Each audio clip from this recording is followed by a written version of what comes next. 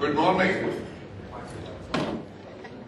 It's very early, and one of the participants just told me next year we should schedule this breakfast at 6 o'clock in the morning.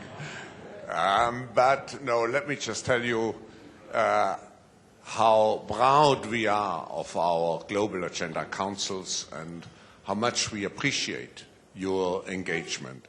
And I have to say, the Global Agenda Councils are even much more important this year because in the session later this morning, I will announce that the World Economic Forum will start a global governance and global cooperation initiative which will be conducted under the patronage of three small but important governments, Qatar, Switzerland and Singapore. And this study has as its aim to design a global cooperation and governance system for the needs of the 21st century. So the question is, how would a system of global cooperation addressing all the global challenges look like if we would design it today? And this will be a year-long process. I also had discussions with the other political leaders like Secretary General Ban Ki-moon. I mentioned the project to Premier Wen Jiabao and all the other leaders who have already been here. And I found a lot of support and enthusiasm for such an undertaking. And the Global Agenda Councils will be the driving force of this project. So we have here a great opportunity not only to interact, but to have a real impact on what's happening in the world. So let me thank you again for your engagement, your commitment, and I hope that in the course of the year we can really produce something which the world will look at and will have the feeling this is a very good contribution to what should be done today. Thank you very much, and I pass on the floor. I don't know who the chair is. Moises Naim. Thank you, Klaus. Thank you. Good morning. Thanks for coming here at this early time of the day. I'm Moises Naim. I'm the editor-in-chief of Foreign Policy magazine, and I'm also the co-chair of the Global Agenda Council on Illicit Trade. I have to confess that when I was invited to participate in the Global Agenda Council, I was skeptic because these are large subjects, very complicated subjects, and the people involved are very busy, very distracted people. And so I asked myself, how are we going to get so many very busy individuals engaged? And to my surprise, and I'm happy to report that I was wrong, I have been watching how each one of the Agenda Council has become a very important center for the discussion on matters that are quite important. And I have been very surprised to see how very busy individuals are spending their time and getting engaged and investing and traveling and writing and reading and emailing and video conferencing on a very systematic basis on these matters. I strongly encourage you to take a look at the book that was produced that summarizes the highlights and some of the central messages of each of the councils. And you will have a very interesting panorama about some of the challenges ahead and also some of very original, innovative ideas on how to tackle these problems. Today we're going to have a sample of the conversations with some of the leaders in these agenda councils. I'll briefly introduce the panel from my left to your right. Maria Ramos, who co-chairs this annual meeting. She is also the group chief executive of Transnet, a large logistics company in South Africa. And she also is part of the agenda councils, both on the future of Africa and the industry impact of a variety of trends.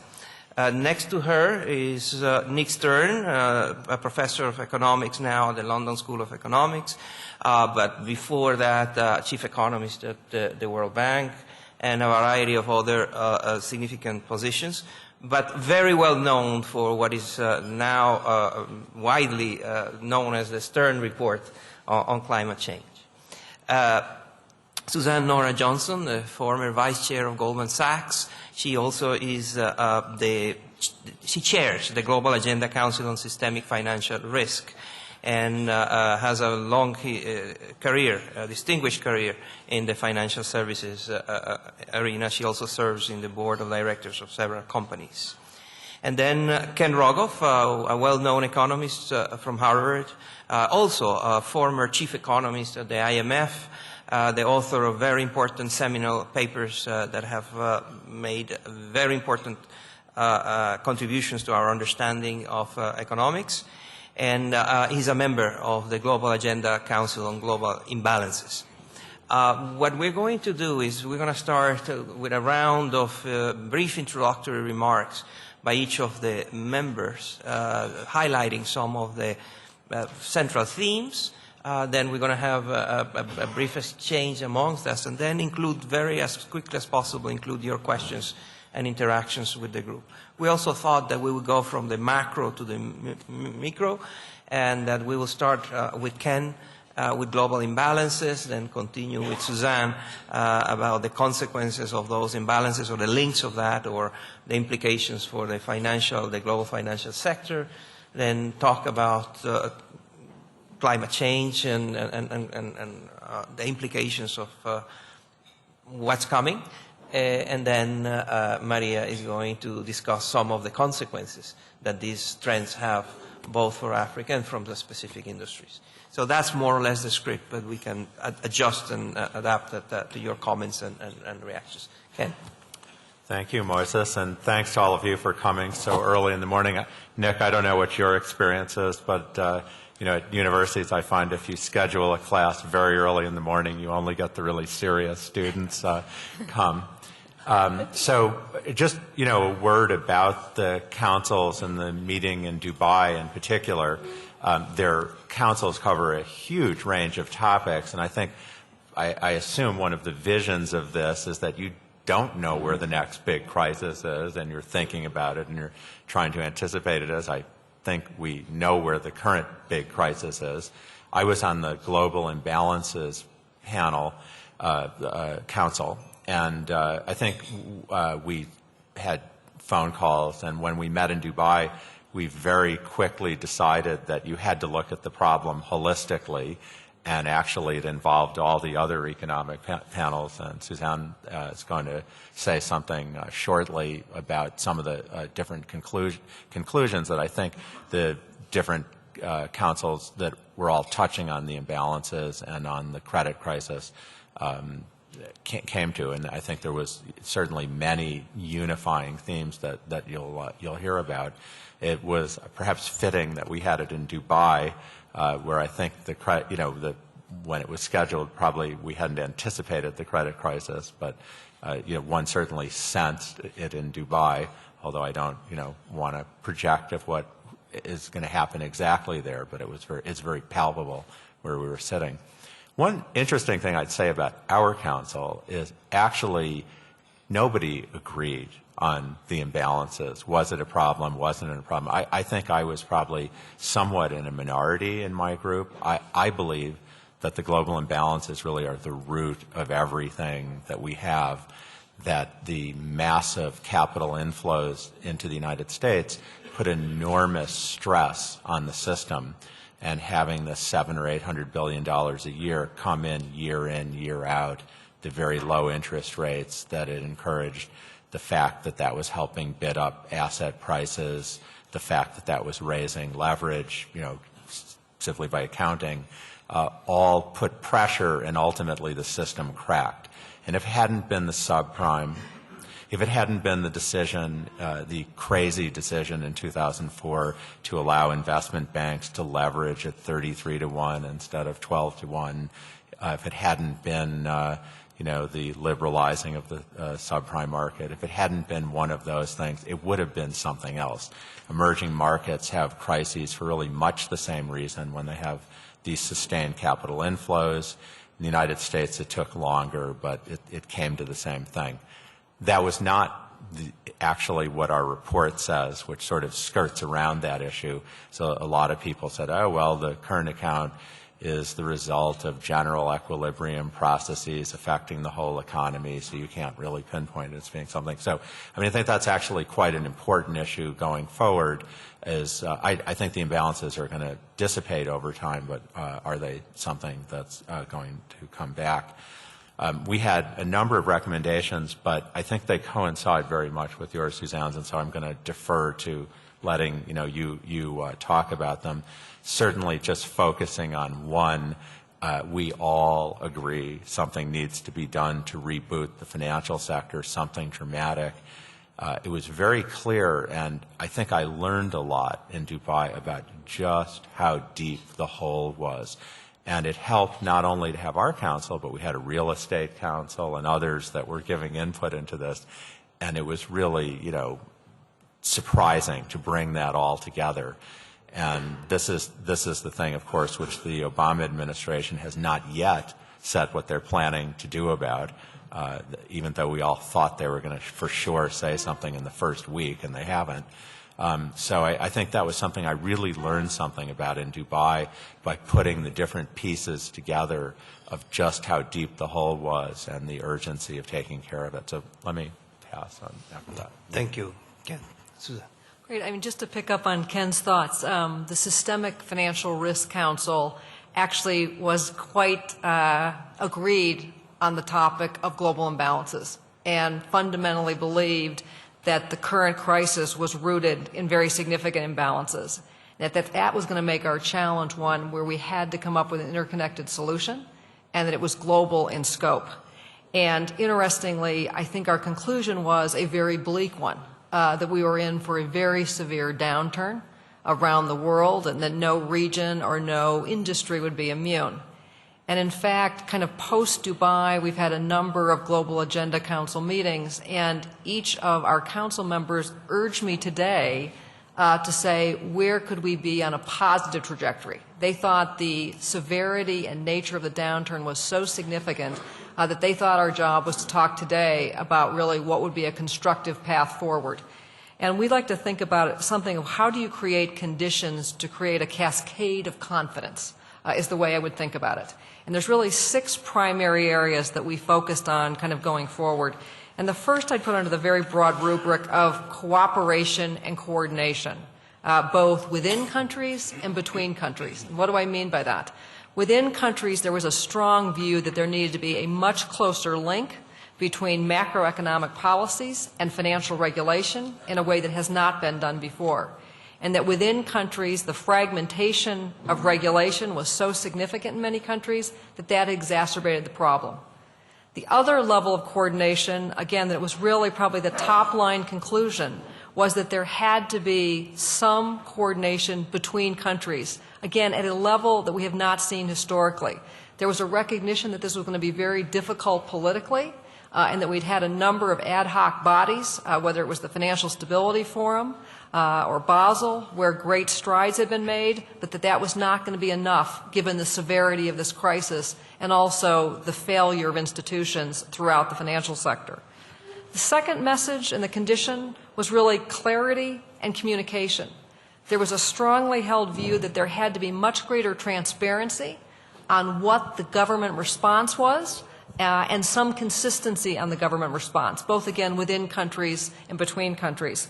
There was also a view that transparency as to the nature of the problem within the financial sector had to be much better defined and much better quantified at this point, because, again, the unknown was causing such significant problem in the sector.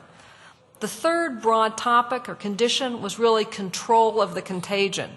And there was a strongly held view that we needed to do a better job identifying what institutions really did have systemic risk. I know we've all talked a lot about Lehman Brothers and that clearly being systemically important in a way that maybe had been underestimated. And the view was that there really had to be much better metrics developed to be able to do that. There was also a view that to control the contagion, you had to isolate the toxin or the bad assets. And you've seen a number of countries around the world, whether it's Germany or the U.S., trying to start that process, again, of how do you take them out of the system and put a ring fence around them. Fourth broad area was capital and cushion. And there was a strongly held view that capital had to be deployed in a much more substantial way to provide adequacy for the financial backbone of our economies. In many nations, this may mean the significant recapitalization of the banking system, or in fact, the wholesale recapitalization.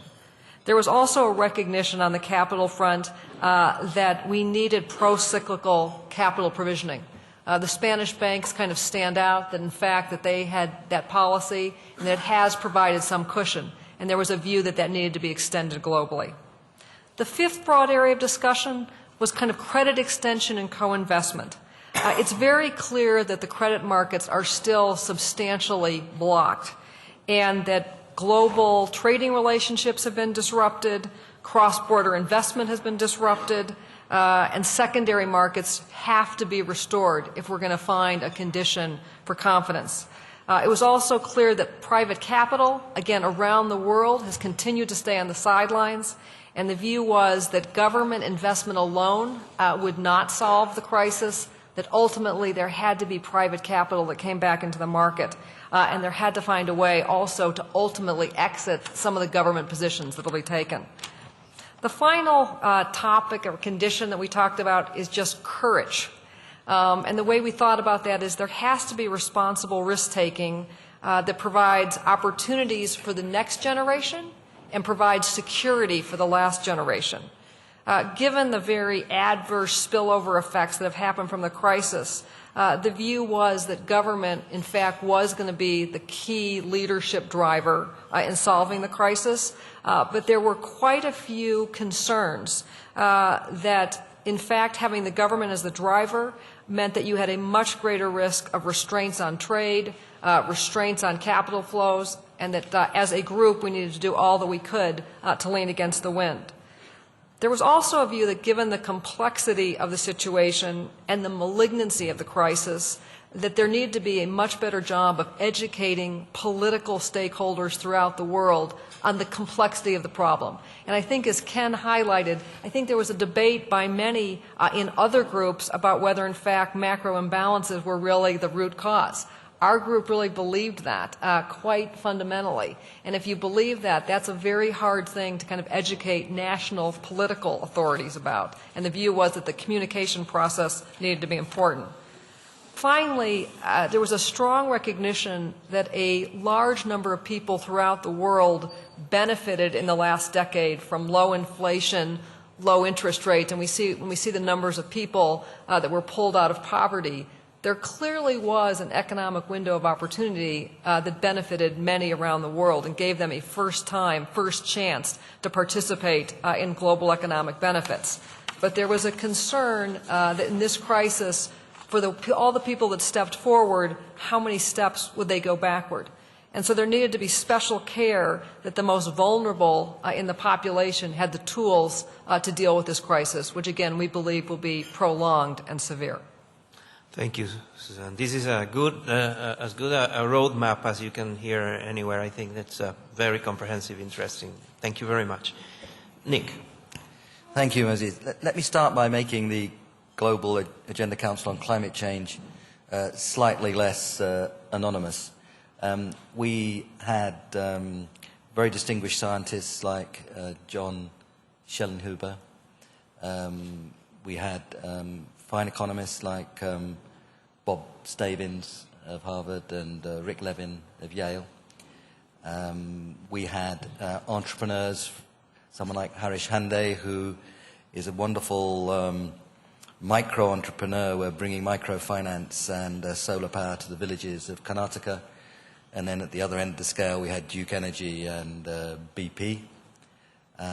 We had public servants, international public servants, at a very senior level like Kamal Dervish, the head of UNDP, and Ivo de Boer, who many of you will have worked with here in Davos, Secretary General of the UNFCCC.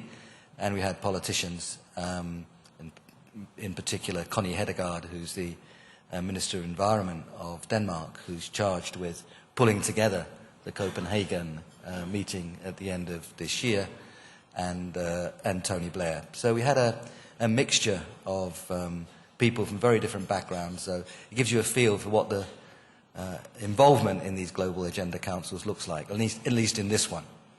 Now, what did we talk about? First, we talked about the challenge of climate change itself, but let me say something very quickly about that and then say a word or two about how these different challenges fit together, because they overlap in very powerful ways that we have to think about and think through. The first thing on climate change is to recognize how strongly we have to act. We argued on the basis of the scientific evidence that cuts of at least 50% in the absolute levels of world emissions between 1990 and 2050 were essential to give us even a decent chance, or a halfway decent chance, of controlling the bigger of the risks. Cuts at that level would very probably end up with global warming a bit above 2 degrees centigrade, but a good chance of being below 3 degrees centigrade. If you want to stay below 2 degrees centigrade, you have to think much more strongly in terms of cuts of absolute global 80% by 2050. So if we do cut by 50%, the more modest of those ambitions, we would have to reduce global per capita emissions to around 2 tons per capita by 2050. And to give you a feel for how big that is in terms of emissions reductions, United States, Canada, Australia are over 20, Europe 10 to 14, Japan similar range, China about 5, most of sub-Saharan Africa a lot less than a half, India around 2, a bit less than 2. So you can see what's involved here, and you can see why the 80% cuts for rich countries by 2050 is so important. For Europe, that would bring them close-ish to 2 tons per capita. That's what we've got to do, and the average is the average. If there are not many people below 2 tons per capita, there can't be many people above 2 tons per capita. This is not Garrison Keillor's Lake Wobegon. So that's where we have to go. So the risks are very big, and we are gambling the planet, and the actions that we need to take are strong. But the good news is that that is perfectly feasible. It takes zero-carbon electricity. That can give you zero-carbon surface transport, and stopping deforestation about gets you there. So this isn't something mysterious. We know how to do low, and there's so many ways. You know, you've got 10 ways that you can list of doing close to zero-carbon electricity, all the way from solar to nuclear, with many other things along the way. The zero-carbon road transport on the back of zero-carbon electricity is quite close. You can see these machines coming. There's lots more work to do on them, but it's happening, and it's happening fast. So we have to be very clearly aware of the magnitude of the risks we run. But the second part of the story was much more positive and optimistic, is that if we want to do it, we can. And what do we end up with? We end up with something that's actually rather attractive. It is a quieter, less dirty, more energy secure, more biodiverse world that grows. This is about low-carbon growth. High-carbon growth kills itself in a few decades, just a few decades. First on the high prices of hydrocarbons, and then on the very hostile environment it creates. So the story is one of optimism in terms of what we can create if we want to. As ever, the challenge is how do we get from here to there? And it means dislocation, because it means reallocation, doing things in different ways. So we have to have the policies to do that, and we run quickly through the policies. You need a price of carbon, you're going to need regulation in some areas, probably in buildings and motor cars. It's going to be a mixture of things. You're going to need strong collaboration and resources behind the advance of technology, crucial to share technologies across countries. This isn't just technology transfer from rich countries to poor countries. Some of the most prominent solar voltaic firms are in China, and wind firms are in India, and the nuclear progress in South Africa. There are all kinds of ways in which the sharing should take place, but there's got to be sharing of technologies, and there's got to be financial flows from rich countries to poor countries to help the poorer parts of the world move quickly to a low-carbon growth, to find a way to increasing living standards that's different from the route taken by rich countries. And given the history of emissions, there's a strong obligation for rich countries to get involved, not only with the sharing of the technologies, but the financial flows. And you can describe how that can happen. Above all, it must be collaborative. Greenhouse gas emitted in Australia or India or South Africa or UK or the USA has the same effect. It has to be a collaborative story. In this case, there is an institution already, United Nations Framework Convention on Climate Change. Like most institutions, it's far from perfect, but it's the only one we've got. We haven't got time to create another one in the short run. We may need to have a World Environmental Organization in the medium term, but let's get on and get the agreement first before we... And let's design new institutions in relation to the functions they'll serve, and that would be related to what's happening in Copenhagen. So that's the story. It's a very worrying story in some ways. It's an optimistic story in others. Now, finally, a word or two on how all these things fit together. The two big challenges of the 21st century are overcoming world poverty and managing climate change. We succeed or fail on those two together. If we don't manage climate change, we'll undermine and reverse the progress that we've seen in many parts of the world on development. Unless we find a way of cutting emissions, which at the same time promotes low-carbon growth, particularly in the developing world, we will not succeed, and we will not deserve to succeed in finding a way to manage climate change. These things are closely interlinked. We run risks of green protectionism. We run risks of recovery protectionism of the kind that were just described. Trade is very closely linked to this story. Health is very closely linked to climate and to the state of the economy. We all know what happened to life expectancy in the former Soviet Union in the very difficult transition after the fall of the Berlin Wall. We know how changes in climate can disrupt health. These things are very tightly linked, whichever you look. And what do you conclude from that? One of the things, many things of course, but one of the things you conclude from that this has to be handled at prime ministerial and presidential level. Environment ministers can't do deals on development of any substance. Environment ministers can't do deals on trade of any substance. Trade deals can't make promises about aid. These things have to come together at the prime ministerial presidential level. In the short run, I think that means the G20. The G8 is hopelessly outdated.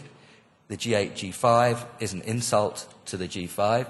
If it's to continue, I would suggest the G5 should decide which of the G8 they want to invite to the meetings, if they decide indeed to have a G5 meeting. The G20 is the best thing we've got. Do not leave civil servants to work out how to design meetings and who to invite. They will spend 80% or 90% of their time doing exactly that. We've got the G20, just get on with it and use it at the prime ministerial and presidential level. Thank you very much. Thank you, Nick. Give us a precise idea of what you're thinking or the agreement on deadlines.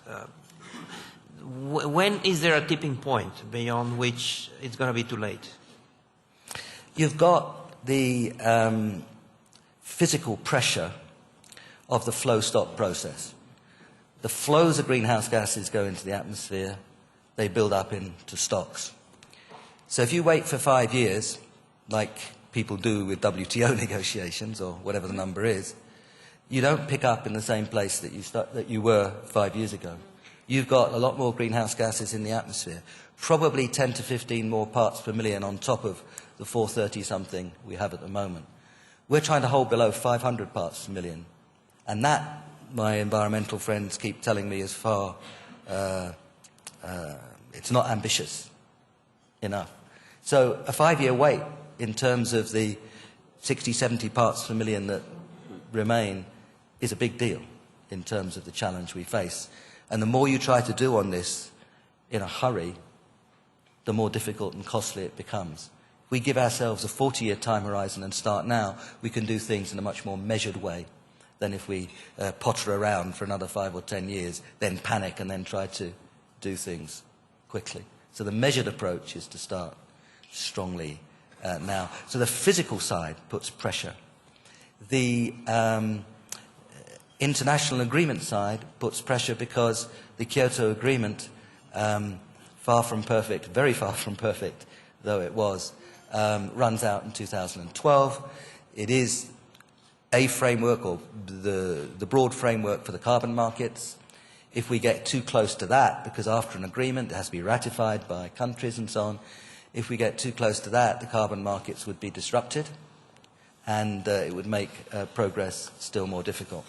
And then you've got the political deadline of 2009 December, where I think the credibility of ourselves to ourselves, the credibility of collaboration starts to fall apart if you say we must do it in 2 years from Bali, and then you get to Copenhagen and you say, well, this is a bit more complicated than we thought, and we don't know what you're going to do, and let's get a bit more clear, and let's come back in a year. And that kind of process is corrosive of agreement and collaboration. So it's a combination of those reasons, physical, economic, and political, that mean we really are in a hurry, and much, much the best to face up to it and stick to the 2009 December deadline. And by deciding early, we give ourselves more time to act. We do it in a more measured way, and it's actually less costly. Thank you. Maria, you run a large company in Africa, and all of this has huge consequences, both for countries, for poverty, for running companies, for large companies. Tell us both about your conversations in your councils and your own thinking about the consequences of all this. Thanks, Moses. Yes, it does. It does have enormous consequences, and we've seen some of those consequences coming through particularly in the last 6 to 8 months. And I have to say that just from where we are in the sector that we're in as a company, which is the transport and infrastructure sector, the sharp decline in volumes in the last quarter of last year was quite unprecedented. And I think that is probably an experience that many people in the commodities business, in the infrastructure business, are experiencing across our part of the world, but across the world generally. And it was one of the issues that was picked up in the Global Council on Development and Growth, and that is that the focus, that one of the things we need to be conscious of and need to avoid is a focus on short-termism, particularly when it comes to infrastructure and infrastructure planning, because the real risk is especially in our part of the world and on the African continent, and I'd imagine in many developing countries where there's been significant progress in investment in infrastructure, that we find ourselves in a situation now where those investments have to slow down, or in fact, in some cases, have actually to be put on hold because companies and even governments can no longer afford them, or may even be in a position where they can afford them, but it's not possible to access financial markets. It's just capital markets are just not there, or capital has become too expensive, money is just becoming too expensive, that you're not able to complete those infrastructure projects. And when the global economy does start to grow again, you are going to find the developing part of the world again in a situation where it's not going to be able to take advantage of that growth. Now that has other consequences that we often don't factor into this equation. Some of those consequences is what Nick's talking about now. That when we, in a situation like this, it is easy to talk about innovation. It is, we all want to do the right things. We all want to invest in new technologies. We are all deeply conscious of climate change. This is the right time to invest in new technology. The economics of it is so obvious, but they do require investment. They require financing, and that doesn't always enter into the calculus that companies, that boards make when the bottom line is under pressure and when you have quarterly reporting to do. And I think that as policymakers and as governments, we need to be conscious of that. So that really is an important policy issue that we need to put on the table, and we need to be conscious of as we look beyond and as we navigate and look beyond this crisis. There's a real opportunity here, and we need to factor that in. The other very important dimension of this is that obviously one of the areas that people cut costs, and it's, if your biggest cost is labor, that is the thing you attack almost immediately, and you just have to look around the world. Millions of people are joining the unemployment queue absolutely every day. Yet one of the biggest challenges is into the future is obviously skills development. I bet that most of the training budgets, most of the investment into human capital is coming under pressure. In the part of the world we are in, where we have an abundance of labor, but the investment in human capital hasn't always been there, we need to continue making that investment. If the investment in infrastructure is going to slow down, and the other side of that equation is that investment in training, in skills, in development is not going to happen, I think we run the risk that as the global economy rebounds eventually, as we get out of this prolonged, even if it is, and I do believe it is going to be a prolonged recession, that we are going to find ourselves with the human capital dimension and the investment in human capital not being where it ought to be. I think the other discussion in the Economic Development and Growth Council was the issue of competitiveness and the real risk that everywhere we go, we talk about the fact that governments need to be focused on completing the Doha round, but that although we say it, that we need to say more than just the words. We need to see a real commitment to that. We need to see a real political commitment to that, to those words. We saw at the G20 heads of state in November that was very much on the agenda, and we say this at every single international meeting. And Nick made the point now that if you leave it to government officials, and I say this as somebody who was a government official for 7, almost 8 years of my life too, but we need to say to the government officials, we need to say to the politicians and to the heads of state, this is the time to make a real push to complete the global negotiations on trade. We cannot afford the closing down, the inward looking.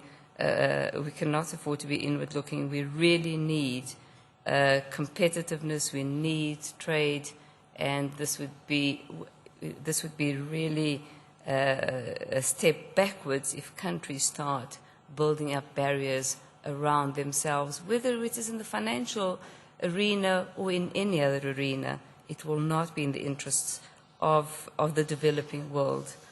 I think Bob Zulik also, is not here, but he has been making a very strong plea that in this environment, it is important for the developed world to keep focused on the interest of the developing world. And so I think he's made the plea that at least 0.7% of what has been spent on the bailouts be actually earmarked for spending on the developing world, since a lot of what is being, since a lot of the impact of the global crisis this time round has originated in the developed world. And I think that that's worth looking at and worth being supported, because many of the actions, much of the cutback in investment that is currently being experienced in countries on the African continent is being experienced because many of the companies operating on the continent are multinationals and are feeling the pressure at home. The last point I wanted to make is a point around global coordination and cooperation. You know, I think, again, it's one of these things that, you know, trips off the tongue so easily. We say it, and I suppose I don't want to sound too cynical, because we need to find solutions. But again, it's one of those things that we need to put real commitment and action requires courage. You know, it strikes me as unbelievably unhelpful when we say that we want cooperation and global coordination, and yet we still see different parts, even of the G7, arguing for different kinds of approaches to exactly the same set of issues. I pick up the FT this morning, and there's an article, and you know newspapers often get it wrong, so maybe they've got it wrong, I don't know. But there's an article in the FT about a letter that has apparently been written regarding a solution or a request by the French to the European Central Bank, which I would imagine would be something that at least gets discussed and coordinated through the G20. And I think that if you are going to have the G20, if you are going to find global solutions through coordination that are going to impact on the rest of the world, you need global coordination rather than separate solutions to problems that impact on the world. And in an integrated world, we need coordination rather than, you know, individual solutions for individual nations. Thanks. Thank you. It is indeed striking how everyone agrees that there is no way out of this without coordination. And at the same time, how hard it has been to coordinate, from climate to trade to fiscal stimuli, and so on. Let's take your questions, comments, reactions. We have about 10 minutes, so if you can be brief in your... Yes, sir. And just tell us who you are, please. I'm Howard Kundruther from the Wharton School, and Mike Useem and I co-chair the Mitigation and Natural Disaster Council. And I just wanted to make a comment related to a number of the points that were raised here. The first is that we found our council did a lot of interaction with others, as people have mentioned, and climate change, urban development, the environmental area were some of them. But what we decided to do in our council, which has been reported in the Global Risk 2009 report, is to have a series of principles that we felt were important to put forward. And I wanted to mention two of them that would complement comments that the panel have raised. One of them had to do with interdependencies and recognizing the interdependencies, which of course is a reason for coordination as a strategy. And the other was to recognize behavioral biases. bias that people have. And in particular, the behavioral bias that our council focused on had to do with myopia and short-term horizons, and the fact that we are tending to sort of focus on short-term decisions. The financial crisis certainly illustrates that, but this is certainly true in the natural hazard area as well, where people say it's not going to happen to me, and I cannot afford the upfront costs associated with adaptation in order to be able to take these measures. So the solution and the policy prescriptions that we came up with in our council, which I think applies to a number of the others as well, is to focus on long-term strategies, long-term ways to sort of spread the costs through long-term loans, possibly thinking of long-term insurance policies as a way of dealing with it. I wanted to raise that as a point that I think really suggests not only the importance of coordination, but the tremendous importance of thinking about time and ways to deal with the time issue as one goes forward. Thank you very much. Another question or comment? Yes.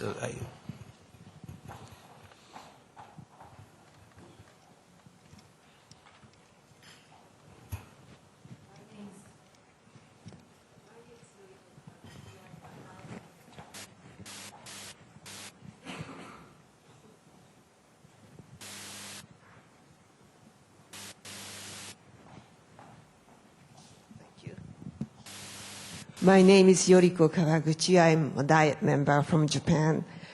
My question is about G20 as a forum to decide on many of the things important to the global community.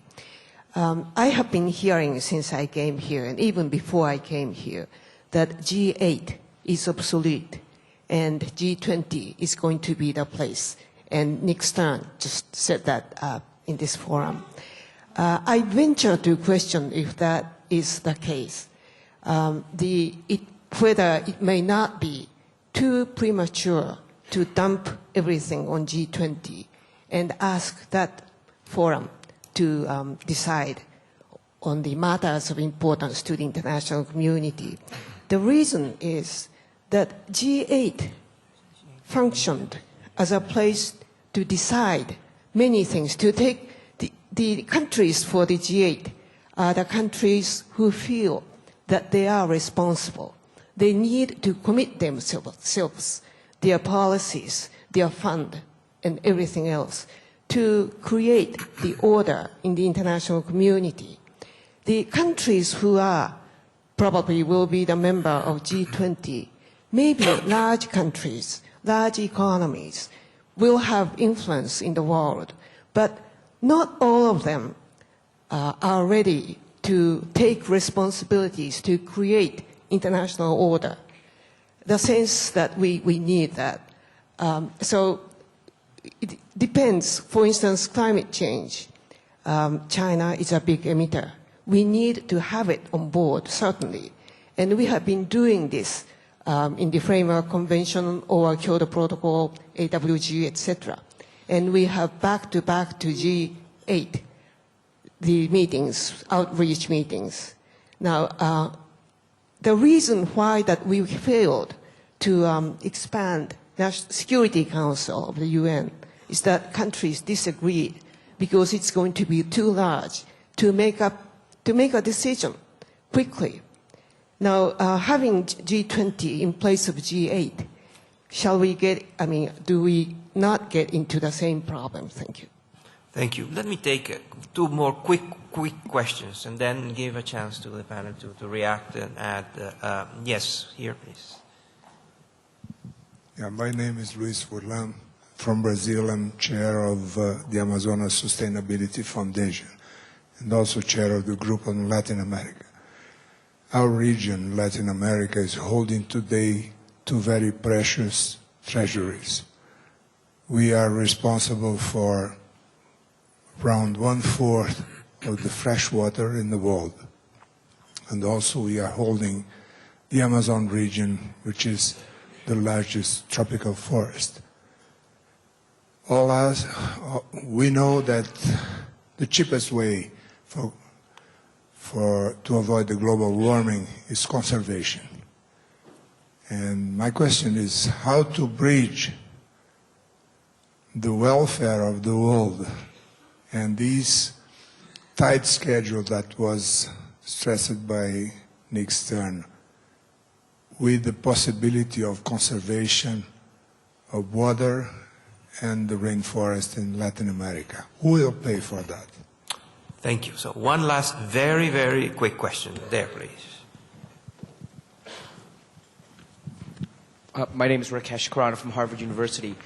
This is a general question because many of the solutions or suggestions of how to address these various problems seem to require institutional solutions. And yet, over the last decade, we've largely focused on problems and sort of suggested that thousands of points of light or thousands of social entrepreneurs will solve these problems. What do we know about how to build institutions? Do we have any sense of what the capacity process for building institutions that are seen as wide-ranging, multi-stakeholder, legitimate in the eyes of the constituents exists? Thank you very much. So let me now start in the reverse order and start with Maria and then walk through us again in comments and reactions to the questions, the G20, the funding of the environmental initiatives and institutional requirements and failures. Well, let me start with the G20.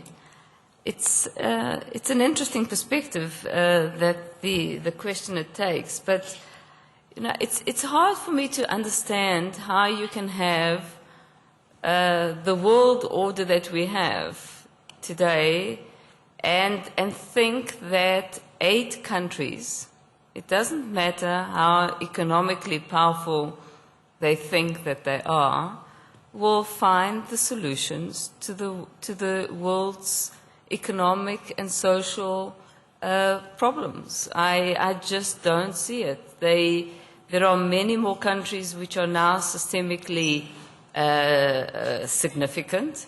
I don't know that you can find you can have a discussion around the table about solutions without including India and China, without including Africa.